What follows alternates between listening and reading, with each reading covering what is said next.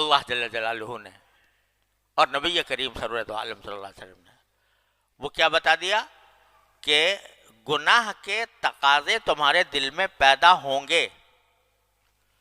وہ انسان نہیں جس کے دل میں گناہوں کے تقاضے نہیں پیدا ہوتے. گناہوں کے تقاضے پیدا ہوں گے. تم فرشتے نہیں ہو. فرشتے تو ہم نے اپنی عبادت کے لیے پیدا کیے ہیں, ان کے دل میں گناہ کا وسوسہ بھی نہیں آتا. تمہیں پیدا کیا ہے اس طرح کہ تمہارے دل میں تقاضے گناہ کے بھی پیدا ہوں گے, لیکن بس تمہارا امتحان یہ ہے کہ اس گناہ کے تقاضے کو زبردستی دباؤ, زبردستی کچلو.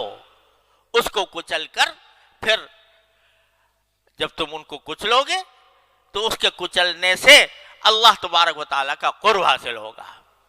اللہ جل جلالہ کہ تم محبوب بنو گے. تو دو راستے ہیں, ایک شیطان کا, ایک رحمان کا.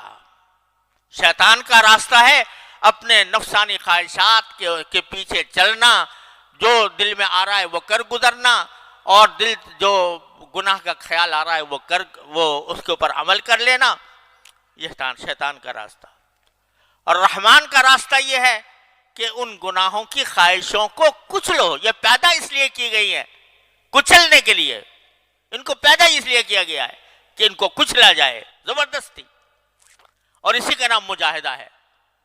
یا ایھا الذین آمنوا جاہدوا فی اللہ حق جہادہ الذین جاہدوا فینا لنہدینہم سبلنا یا ایھا الذین آمنوا اتقوا اللہ وابتغوا الیہ الوسیلہ وجاہدوا فی سبیلہ.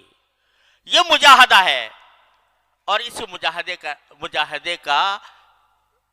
مجاہدے کو اگر کہا جائے تو اس کو دوسرے الفاظ میں صبر کہتے ہیں. قرآن کریم کی اصطلاح میں صبر کہتے ہیں. وہاں جو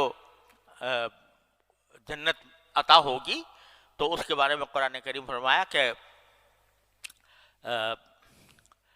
بما صبروا, کہ ان کو جو جنت کی نعمتیں دی جا رہی ہیں یہ صبر کے بدلے میں دی جا رہی ہیں.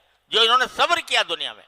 صبر کیا کیا کہ داعیہ پیدا ہو رہا تھا, گناہ کا پیدا ہو رہا تھا, لیکن انہوں نے زبردستی اپنے آپ کو اس سے گناہ سے روکا, صبر سے کام لیا, اور صبر سے کام لے کر گناہ سے رک کر باز آ گئے گناہ سے. تو یہ صبر ایسی صفت ہے کہ فرمایا کہ اولئک